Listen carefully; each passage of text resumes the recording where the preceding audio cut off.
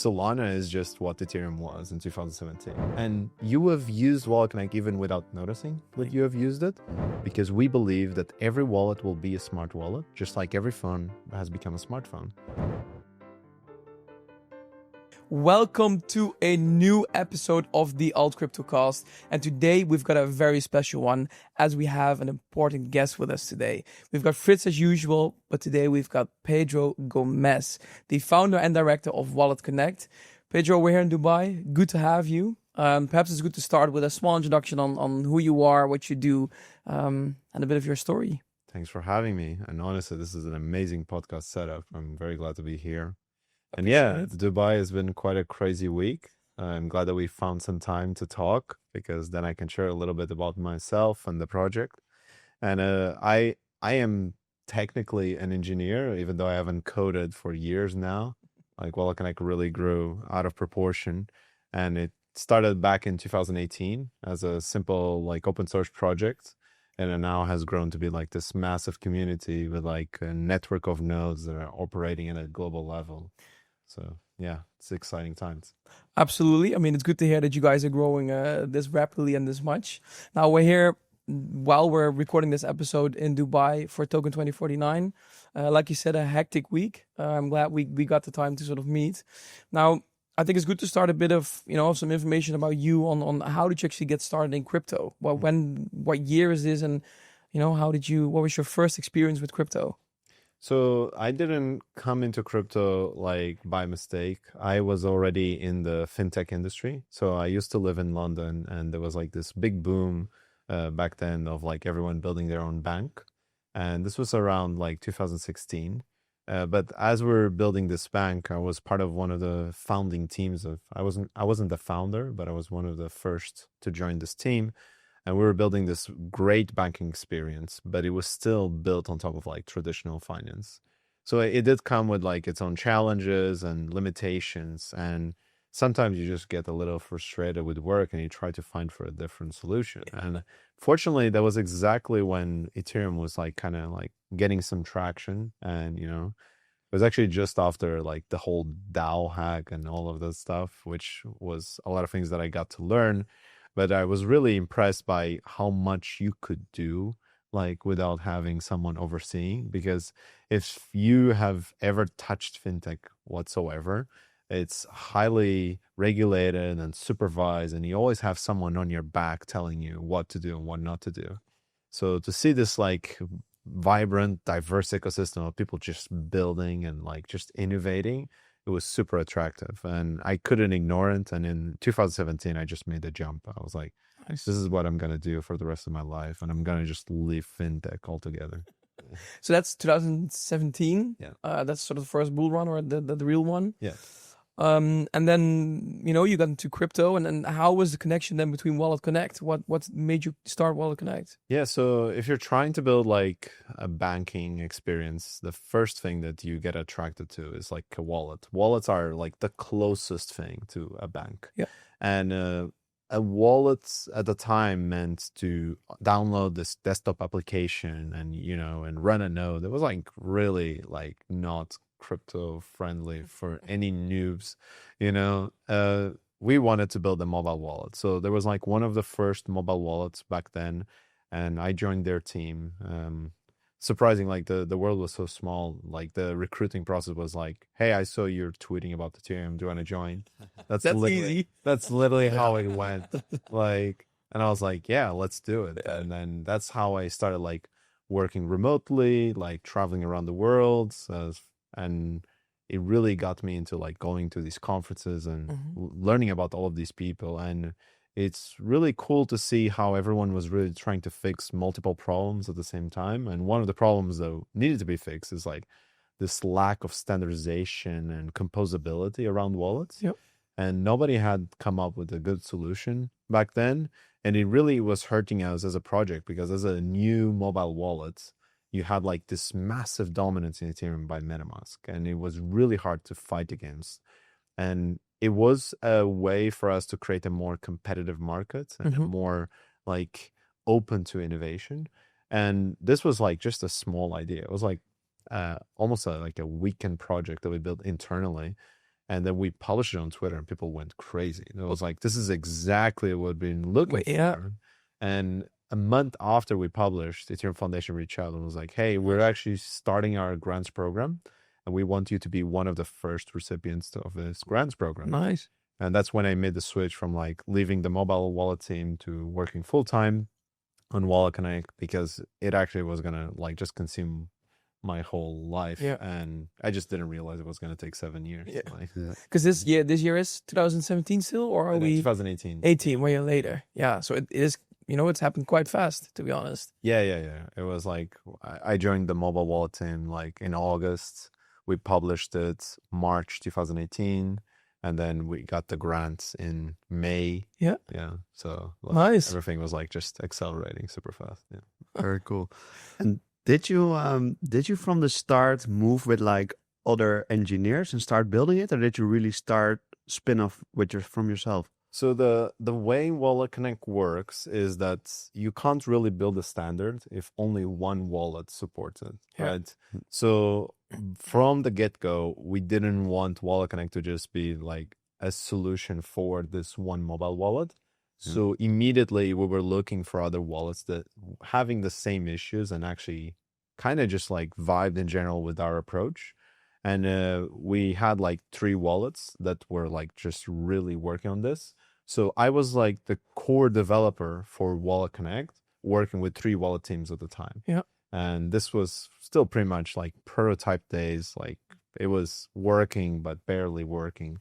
And it was only like early like January 2019 where we were like, okay, this is like really solid solution. And then from then on, like by the end of 2019, you had like 100 wallets. It was like it just exploded. All of a sudden, every wallet in Ethereum had to have this. And I heard sort of we did some research, and I saw that you guys had more than 45 million users. Yeah, that's amazing. 45 million. Yeah, it's 45. Huge. It's a lot of people. Congratulations. Yeah, I know. That's a big accomplishment. I mean, it's not something that came out of nowhere. One of the things that we did back in 2023. Yeah. Actually, we started working in 2021, but it only hit production in 2023. Is like, what if WalletConnect wasn't just for Ethereum? What if WalletConnect was everywhere? And even early in 2020, we had received grants from like Polkadot, Cosmos, Solana, because they also wanted like, we want the WalletConnect for our blockchain. And the initial approach was like, hey, we're just going to spin off multiple WalletConnects for every blockchain. And then realize that's like the most efficient thing ever. And we should just have one WalletConnect to serve the whole community. And we did this massive upgrade. It took 2 years. And then in 2023, we pulled the trigger and all of a sudden we had like one WalletConnect across all blockchains. And now there's even like brand new blockchains that show up and have WalletConnect support. And it's very self-serve actually. Like there's examples of like Stellar, Multiverse, Algorand. They kind of just like had from day one WalletConnect without even our involvement of the team.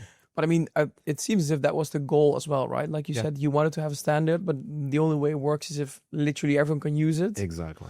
And it feels as if you've accomplished that at that point. Yeah.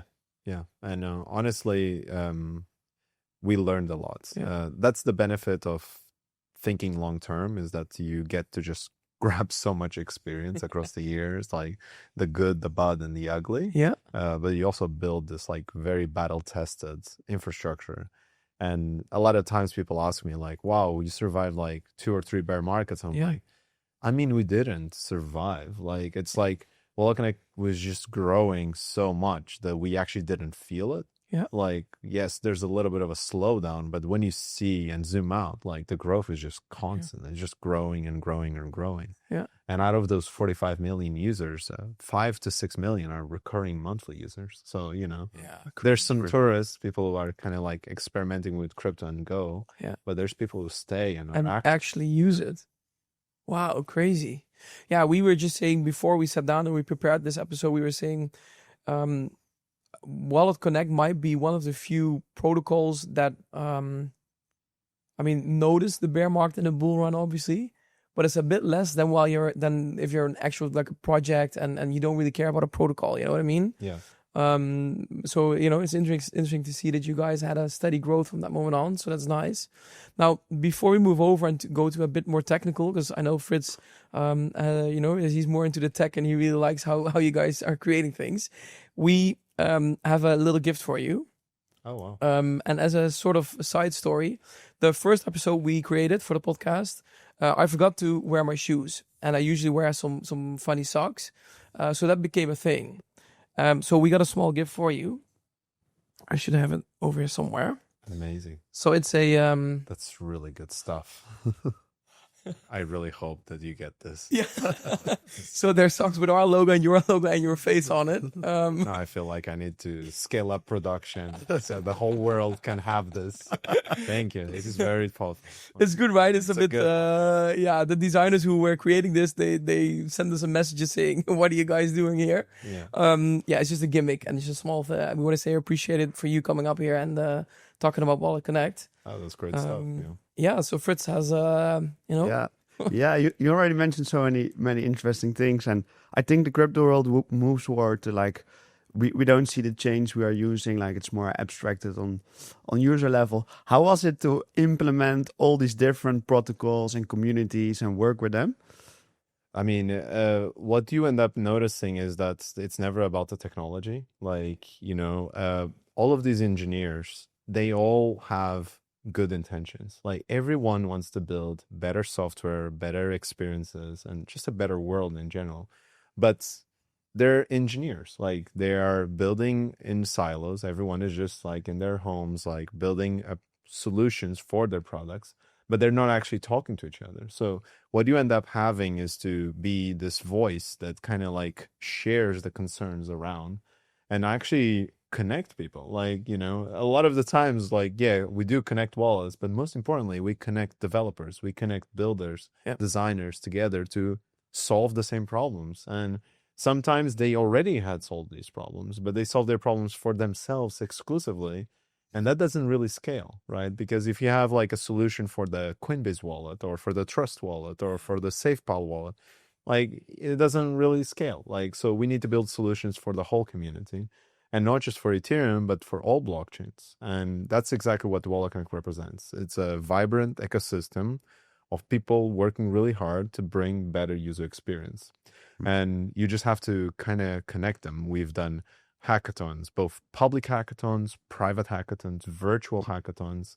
We have established core working groups to solve specific problems. Like, we're probably one of the most well-connected ecosystems because we bring Ethereum and Solana people together to solve these problems. And that's what WalletConnect is all about. Ah, cool. And if you look at all the different communities you work with, are there like very characteristics on let's say Solana or Ethereum or Avax? Like, how do you see very different type of people or how they work? It's also interesting that usually it's Ethereum or Solana. It's like a question you usually ask: would you go for Ethereum or Solana? So it's interesting to see that you guys have the bridge sort of between both of them. Yeah, but it isn't easy, right? Yeah. At the end of the day, like every country has their sister country, and like siblings always fight. Yeah. They love each other, but they fight. Yeah. Right? And that's kind of like you have to be the grown up in the room and be like, guys, we're here to work together. And a lot of the times I find interesting because Ethereum and Solana people are actually not that different as they think. Like, I kind of think that the major differences that they have is generational differences, similar to how like a grandfather, a parent, and a kid like might disagree, but it's just like an age difference, right? Ethereum and Solana, if they actually take some introspection into like what they are, like Solana is just what Ethereum was in 2017. Like they actually are very similar. It's just like now Ethereum got a little bit more beaten and matured, and now it's like you don't know what it was like. It sees like, the things, and then like you have it easy, and it was like, yeah, man, but like let Solana be. Like don't be the boomer and like stop Solana from innovating. Yeah. They're doing amazing stuff, and Ethereum is also doing amazing stuff, and you have to give huge like credit because Bitcoin before Ethereum wasn't great either, and Ethereum was the young kid who kind of brought a lot of innovation, but now you have to give space to Solana to bring the innovation too. Yeah. Yeah.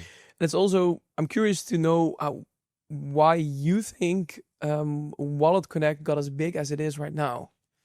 And what I mean with that is, obviously you build a product, but why do you think so many people use WalletConnect? I'm very obsessed with standards, and standards are really, really hard for two reasons. One of them is that a standard only works if you have multiple companies using it. Okay. And number two, a standard only works if you have someone actually driving it. And usually when people drive a standard, they are doing it from a commercial perspective of, I want my product to succeed. But too many times, these commercial motivations kind of cloud your judgment of how you build a standard. And you don't even realize that you do have biases towards your product over the others. And it makes it really hard for you to work with other people. And, these wallets are competing with each other. So yes, one wallet would say, no, I did build a standard, use my standard. Yeah. And then the other wallet is like, yeah, but your standard works for you, but it doesn't work for me. So the fact that WalletConnect is like this neutral party between them can be like, guys, forget about your standards. We're going to find a solution that works for both of you. And we're going to have to take some compromises. And you guys have to kind of work together. Otherwise, this doesn't work. Because if you use your own standard and he uses his own standard, then it's not a real standard. Yeah. And this ability to compromise and give power away is how you actually grow. And then you end up building this very neutral platform where people are able to have larger distribution, because if WalletConnect develops a standard or a new feature, it's not going to be exclusive to one wallet. It's going to immediately be available in every wallet and in every blockchain. Yeah. And this very long-term approach has a compounding effect. And in the beginning, it seems like, what a waste of time. And then a year after, you're like, oh, that really paid off. Maybe we should do it again. And then now you have like 2 standards and then 3 standards. And all of a sudden you have like this massive effect on user experience where you're just solving problems at large scale. Yeah. It also does slow down a little bit the development. It's so much easier to develop something that works for one wallet than 600 wallets. Yeah. And you already mentioned it, the solving problem part. And I think that's, crucial, obviously, to building something that works. If you had to look back at since you guys started, what would you say has been the biggest problem for you guys that you had to solve, or biggest challenge that you had to overcome? The biggest challenge is Bitcoin has created the concept of a crypto wallet. And this concept was pretty rudimentary because, it was 2009. Like, you can't blame Bitcoin for designing wallets like that. You have a private key, which is managed by a secret recovery phrase. And then every time you transact, you sign this transaction and you pay some fee or gas for it. And this is what the wallet is, and this is what the wallet would be. And breaking these assumptions is incredibly hard because you have to be almost like this crazy person in the room that says, what if the wallet was nothing of these things? And we actually focus on what the wallet actually provides the most value, which in my opinion is a form of digital identity that gives power over assets. And you just kind of keep this simple line, and you just try to build around this and start challenging like certain assumptions. And like, even when we did this massive upgrade in 2023, we had to challenge the fact that every time you connect your wallets, there has to be a blockchain connected. Yeah. Like, you have to say, I am using this chain and I'm using this chain. And it took us so long to convince the app developers, the wallet developers to challenge that and say, actually, a wallet should be an address that should be compatible in all changes. Yeah. All of the time. Like, there shouldn't be any limitation to a wallet connecting to multiple chains at the same time. Yeah. And it took us years to get everyone on the same page. And now we're trying to get into other features. Like, what if you actually have auto verification of wallet ownership, like through standards, like there's one standard called Sign It with Ethereum, where it's like a login solution for wallets. And there's another standard where you actually delegate capabilities to an app to sign on your behalf, which we call smart sessions, which is also opening another can of worms where people are like, no, the wallet We're should not gonna do always this. be in control Yeah. of the Oh, signatures. And I was like, yeah, but does the user actually want that? You know, like what does the user actually want? The user wants to reduce the number of clicks, the friction, and wants to stay in control. But the level of control you actually need is not, it doesn't need to be as aggressive as when it was designed for Bitcoin, because the use cases have changed and the applications have changed, and we need to adapt what we actually think a wallet is. Yeah. That's what you find interesting, right? The smart signing part. Yeah, and also like, so I think we're still very much also thinking about like traditional banks and how we use it, and now we go to crypto and you have your own full ownership and also the risk, right? Like if people get into your wallet, or do you think like with the smart wallets we can get to a place that it's for users as easy to use but also safe? Yeah, I agree. And honestly, like everyone in this room has a smartphone, and I would challenge that you haven't seen a normal phone in years. Like smartphones have completely dominated the space, and nobody actually uses what is considered like a regular or standard phone. Like those phones are gone. Yeah. But those phones were like billions. There were billions of those phones around, and everyone had one. But smartphones took over. Like this will exactly happen for smart wallets. Like, and all of the things that we thought, no, this is how a phone works. This is what the phone is. It's completely challenged, and now it just disappeared from Earth. That's what's going to happen to wallets. And we are working towards a future where WalletConnect network is optimized for smart wallets, because we believe that every wallet will be a smart wallet, just like every phone has become a smartphone. And this idea that wallets do not have recovery capabilities, and wallets must always force the user to pay for gas. Wallets must always force the user to approve every single transaction. Wallets cannot work in the background signing without the user authorization. These are ludicrous thoughts for anyone building modern internets today. And why do we just accept them as a fact in crypto? Like someone has to challenge them, and someone has to build the platform to solve these problems. And all of our wallet partners, especially the ones that we work the closest, we have what we call the WalletConnect certified program. It's a very small group of wallets that have large traction and the best user experience. And we, every 6 months, we try to raise the bar and increase the requirements to become certified. And that means that the wallets just keep getting better. The wallets just add new features, and we introduce newer standards to improve the user experience. And keeping this cadence, one day we will look back at WalletConnect and think, wow, do you remember when WalletConnect didn't have a certified program and wallets did just whatever they wanted? You know, it's going to be a very different world in 5 years. How far is the progress in terms of being able to really test out the smart wallet features? And so we already have wallets that do support these features. Now, there is a big difference between having an experimental feature and a production ready feature. An experimental feature is something that you have to explicitly activate it to actually use it. That's where smart sessions are currently at. Very low adoption. Like, you know, all out of those 45 million users, it's like it's a rounding error right now. But we strongly believe that eventually smart wallets will be the majority, and it will take years, just like it took years for WalletConnect to get to where it's at. But it's inevitable. It's not a matter of if, it's a matter of when. We were literally talking about this in our hotel room yesterday evening, I think, where I can't remember what brand of phones it was, but also the Nokia phones. You remember the Nokia ones that were the tough ones? We were saying you rarely see Nokia anymore, or Siemens, or all of these brands are sort of gone. And we were thinking, now you've got Apple, you've got Samsung, and we literally said, what's going to be the next brand in 10 years? Because eventually these brands will probably die out as well. So we literally talked about this yesterday. Now, one thing I also want to talk about today is, which is, you know, very crucial, is the WalletConnect token. You guys had a launch, I mean, how long has it been? 3 weeks ago? I mean, it depends how you define a token launch. It's when we announced it, when we actually launched it on mainnet, or when it got listed on exchanges. I guess you theoretically And then we also have three when times. and also when we upload the episode itself. So it's going to be, but can you take us with us on how do these things go and how do you go at such a launch?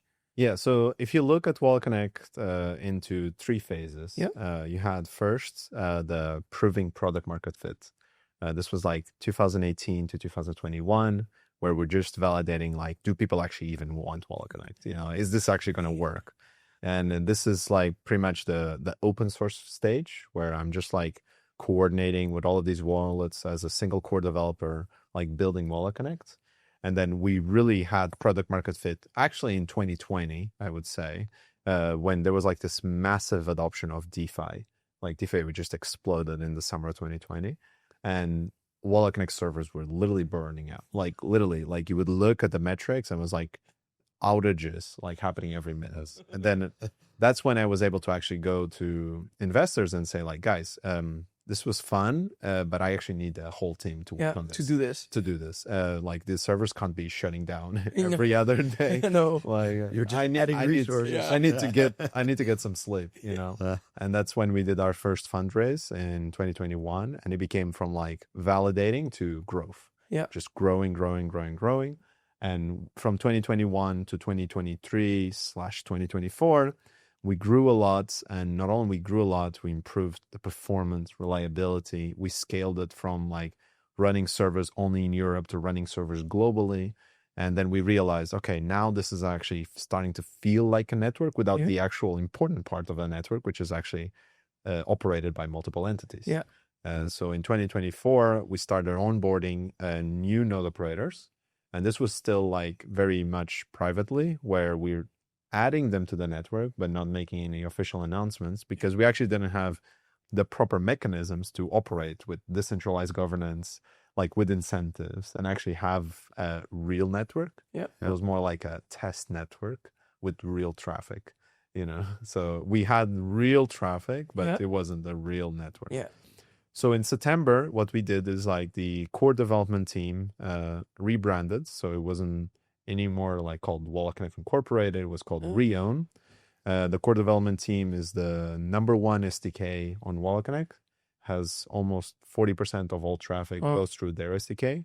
We have other third-party SDKs, which are no longer third-party because it's a decentralized network. All SDKs are treated equally. Yeah. And then I moved my role from CEO to the director of the foundation to focus on the ecosystem. And that's when we actually announced the token in September. Then we did our first airdrop in November. That's when we launched the token on chain. We kicked off the actual network. Like it was like staking was live, rewards were live, node operators were running in mainnet. And we did the token non-transferable, which was a bold move at the time. But it really allowed us to build the community, because obviously there was a community, but it was like a informal community. And we had to kind of like build out the governance, build out the ecosystem, the partnerships and everything. And then finally on April 15 was a great day where we actually launched the token. Yeah, that was what many people consider the real launch of the token. Yeah. How does such a day work for you? How does these things go? You wake up, do you sleep at such a day like the night before, or are you? To be fair, on April 15, I slept more than I slept the days before. Like, because like from the day we announced the token until we actually made the token transferable and it was listed on every exchange globally, it was really, really hard to get some real sleep. It was like, there was so much going on. And honestly, our team is amazing. And I had amazing support from engineers, designers, business development people, legal, finance, operations. Like we have a very strong team that worked towards this very successful launch, but it still took so many of our hours. Like you definitely do not have a 9 to 5 when you're launching a token. No, I can imagine. I definitely have much better sleep now. No. And I mean, I'm just always curious how these things go, as in, how often do you check the price of the token? It's the first thing you do in the morning, you open your phone and you check what's the price? How does that work? I'm not going to lie. I do check it every morning. You do? I do check it every morning. Like it's it's weird, right? Because I've checked the numbers before, like regarding traction, regarding the network. So I was already doing that, but now there's like another data point, right? I'm not just checking how many users, how many connections, how many signatures. I'm also checking like how is the price performance happening, and what another data point that we also checked is like what's the social media sentiment, you know, like tools. Like different tools that we use, but one of the most popular ones that everyone knows is Cato, like to kind of measure community sentiment and everything. Like you just have to kind of like keep tabs on like how well is your community doing. Yeah. And obviously price is a part of that. A part of that. No, it's good to hear that you do it as well, because I mean, pretty much everyone in crypto checks their portfolio multiple times a day, but even if you have a token, you check the price. Nice one. Yeah. How was it to be like? I feel like you're very patient with developing and building. How was it to go from in 7 years' time towards the token?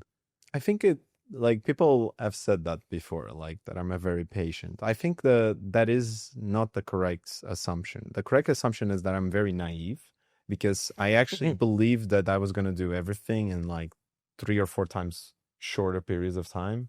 I thought like WalletConnect was like a 6 to 12 month project. And it did not pan out like that. I thought we were going to launch a token in like 3 months. It would took like a whole year. You know, like all of these things are much, much harder to do. Yeah. And you just really have to see them through. Like you just have to have this resilience and like, I will not rest until this is completed, you know? The worst part of this job is that there's always something to do.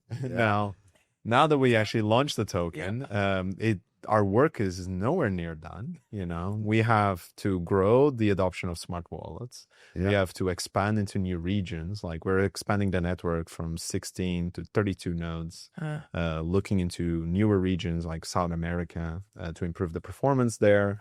We're also trying to expand the token to be available in more chains, because that's one of the interesting things, right? Because the WalletConnect network operates in multiple networks, but the WalletConnect token currently is only on OP mainnets. And we want to expand because obviously we have community in Solana and other communities that want to hold and stake the token as well. And on top of that, the biggest milestone is like of any token, which is when does this network actually generate revenue? What is your monetization strategy? How are you going to have the timeline to actually bring revenue into the network and keep the tokenomics sustainable? Interesting. And I think another question that the listeners would want to hear, and for the ones that are new to this episode and obviously the Alt Crypto Cast, if you like this episode, you're a big fan of WalletConnect, be sure to subscribe to the channel and like this one.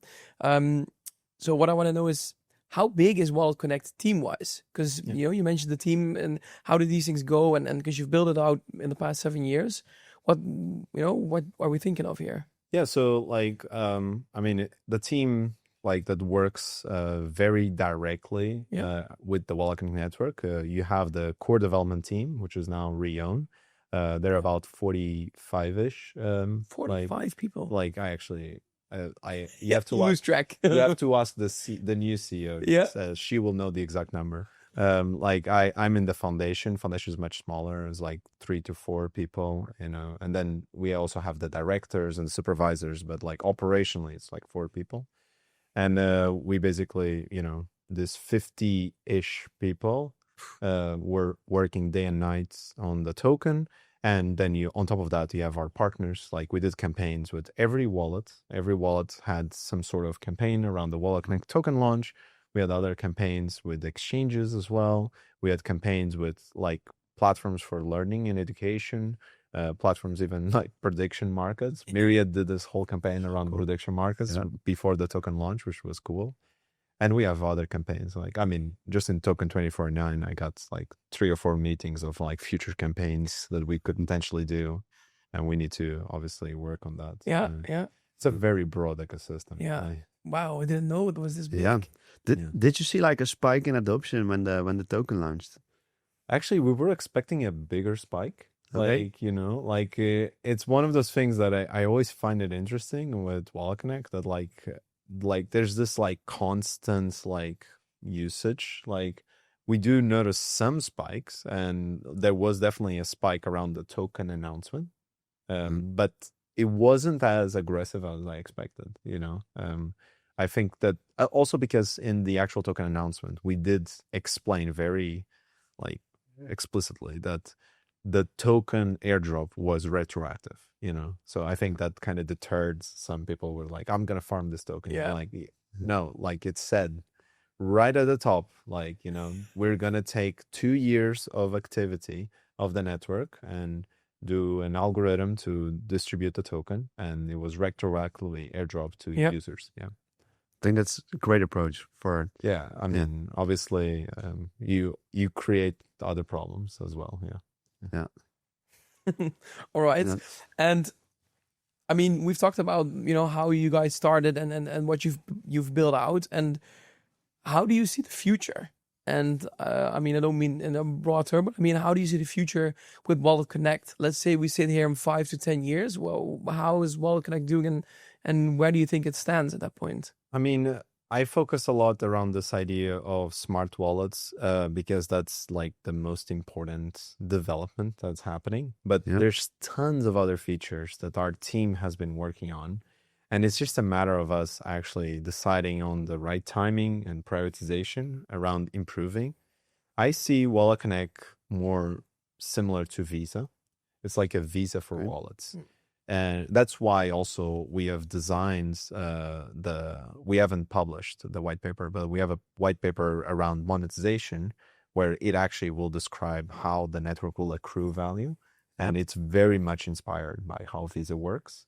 And if you look at how Visa is today, it's very different to when it started.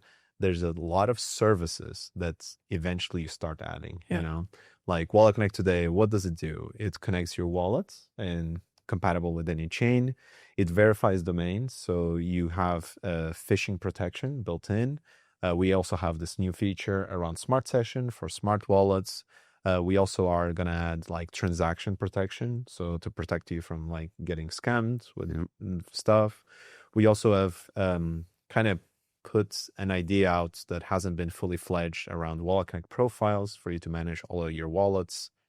There's tons of developments that are open to that. And this is only based on what we know, what blockchain can do today. Blockchains are also evolving, and that also will push innovation towards what WalletConnect can do or not do.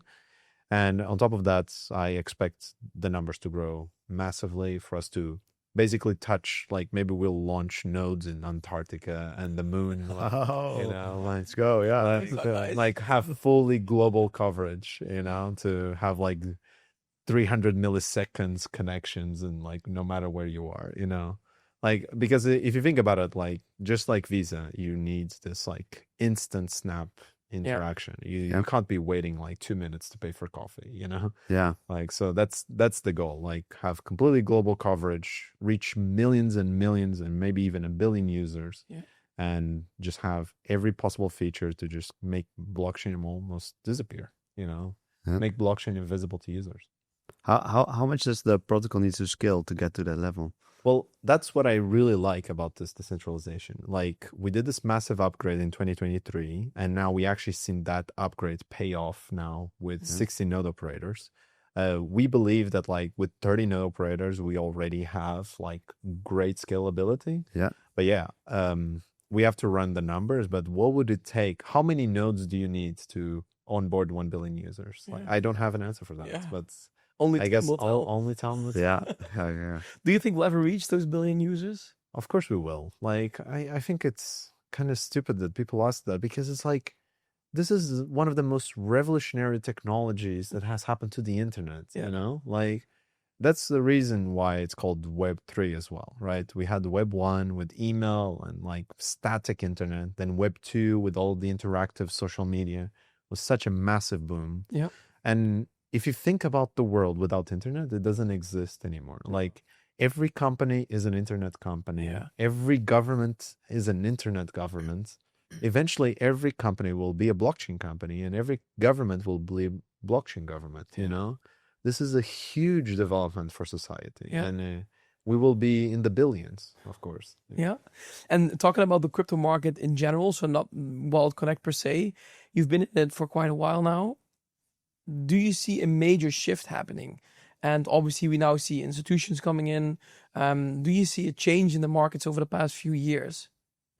What I see is like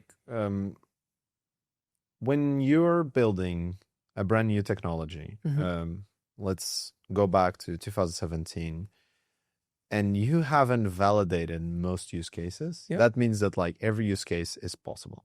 So there's a lot of dreams and hopes and a lot of creativity at that time, because you think now you're going to implement blockchain in every possible way.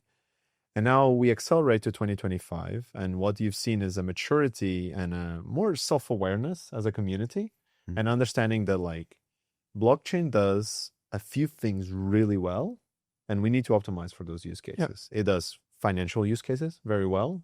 It does identity very well. And it does, most importantly, transparency and accountability. So anywhere that you need high level of transparency and accountability, blockchain is perfect right now.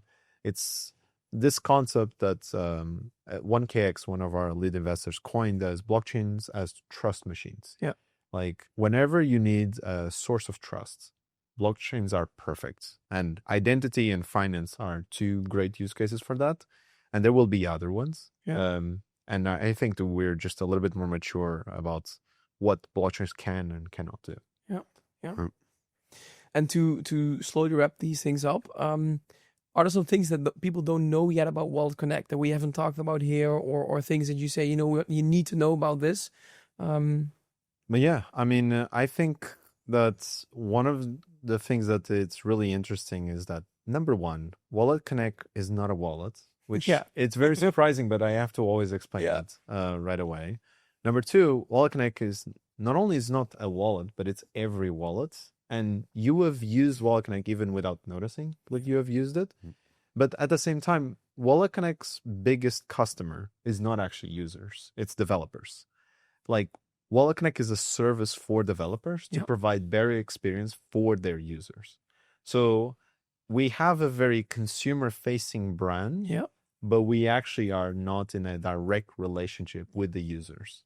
The first time that we actually had a direct relationship with the users were the recipients of the token, and they have become participants in the governance, the staking, and the future of the WalletConnect network. But if you're not a token holder, then theoretically speaking, you're just a user of a wallet that uses WalletConnect. And it's really important because realistically, like you also are not a Visa customer. You're a customer of your bank, and then Visa is the one has that bank as a customer to provide there as a service. So I think it's like there are a lot of super interesting things, and I especially like the smart wallets because this is something that has been so much missing. I'm very excited if we get to a place where we can all like safely start using crypto and like get the full let's say you are a listener and you start in crypto right now and you're like, hey, I want to get involved with WalletConnect. I want to start using the smart wallets. I want to like where should you join? What should you do? Yeah, that's a great question, and we've got asked this before, and I think it's something that we still have to do better. So on WalletConnect Twitter account, you can actually follow a lot of these developments, and sometimes we actually publish about partnerships or new applications or new use cases.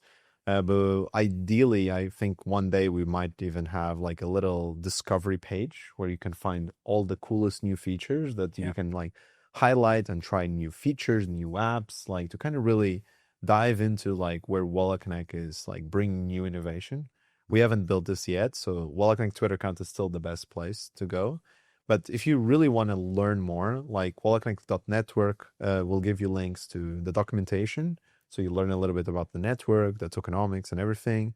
We also have the governance platform where people actually have more active, like interesting discussions.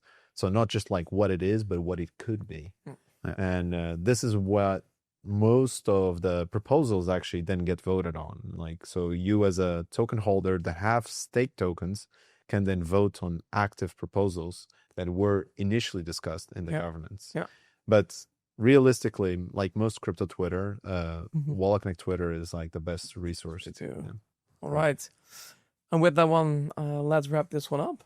I want to say a big thanks to all the listeners for watching this episode. If you enjoyed it, leave a like, subscribe, and let us know in the comments what you think.